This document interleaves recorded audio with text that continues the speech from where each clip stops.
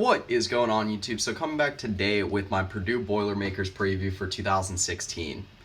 Talking about a team that went 2-10 last year. I believe 1-7 in conference. Yeah, in the Big Ten West, good for last. So go ahead and jump into the first of my three key players. I'm going to start with the quarterback, David Bluff. So Purdue's got an uphill battle at almost every position. There's no two ways around that.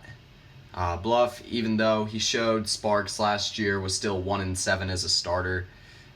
He will be pushed for the starting spot by redshirt freshman Elijah, I believe it's Sindler.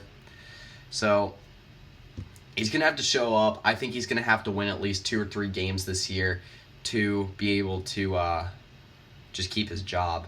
So my second key player is D'Angelo Yancey. Probably the best player along this Purdue offense. He will lead what is actually a pretty experienced wide receiving core for Purdue this year. Cameron Posey, Bilal Marshall, Dan Monterozzo, all seniors, and then Dominique Young, the talented junior, at the other starting spot for wide receiver. A lot of it's going to be on Yancey's shoulders this year to be able to get open and be the main threat along this offense, at least force teams to be able to have to prepare really hard for someone on this Purdue team. He had 48 receptions last year for 700 yards and 5 touchdowns, so he did put up some stats last year. So my third key player is probably the best player along the defense, and that's Jake Replogle. So defensive line, not one of the strong spots for this Purdue defense, but Replogle the best player of all the starters. Evan Panfill and Rajon Howard come back. They were both returning starters. On the opposite side of the line, Glenn Robinson should be able to lock it down. All juniors and seniors along the defensive line. Defensive line's not really the strong point of the defense. That's probably the linebacker's spot. The linebacker spot does return leading tackler Juwan Bentley, so that's going to be good for at least one leader on the defense, or 2 leaders. Excuse me. So move on to the first of my 2 X factors, and I'm going to start with Purdue being able to take advantage of a week out of conference schedule.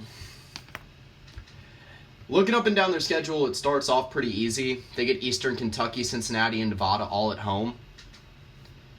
Cincinnati will probably come in favored for the game, but they probably will be favored in the other 2 games against Eastern Kentucky and Nevada. And then they get a pretty easy start off with the conference schedule against Maryland and Illinois. Granted, they're both on the road. So if Purdue does defy expectations this year, they do have a chance, if they really defy expectations, they do have the chance to start out 5-0. Granted, 5-0 for Purdue would be a great start, but the rest of the schedule is not very friendly. So move on to my second X factor, and that is the defense. Granted, both sides of the ball were not great last year. The offense was okay in scoring. They were ninth in the Big Ten, about 25 points per game. But the defense was awful. Looking up and down their games, giving up 41 to Minnesota. Granted, they almost did beat Michigan State, 24-21 loss. 51 to a Virginia Tech offense that is not very good. 41 to Marshall. 45 to Nebraska. Granted, they were able to beat Nebraska last year. Actually, a stunning win. And then 48 to a bad Illinois team. And then 54 to an Indiana offense that was decent last year, but not great. It's going to have to be improved. The secondary is not very good. I really think the secondary starts really just with their one main leader at safety, and that is Leroy Clark. Senior comes back. Robert Gregory is going to be relied on pretty heavily too. But the corners got to be a little bit better. Tim Kaysen, DeJuan Hunt, the 2 guys that will be starting at corner this year. So move on to my trap game for Purdue. And I think it's going to be Nevada. I think it's really the only big game they have of any FBS opponent that they're actually going to be favored again. Again, it's early, can't really tell yet until the season actually starts. But just preseason guess, that's what my thought is. So my biggest game is Indiana. It's their big rivalry game at the end of the season. If they want to have any hopes of improving this year, I think that starts with being able to beat Indiana, one of the lower teams in the Big Ten West.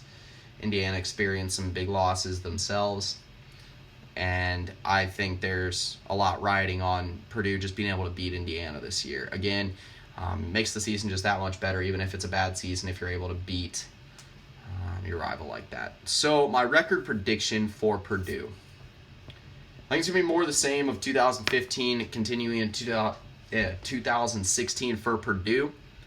I think they will go 2-10 once again. Wins against Nevada and Eastern Kentucky. I think they'll start off the year 2-0, and I think it's going to be a tough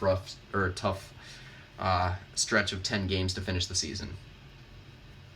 So that pretty much does it for my Purdue preview. I'll be coming back with my UVA preview to finish out the day. But anyway, that's pretty much it. See ya.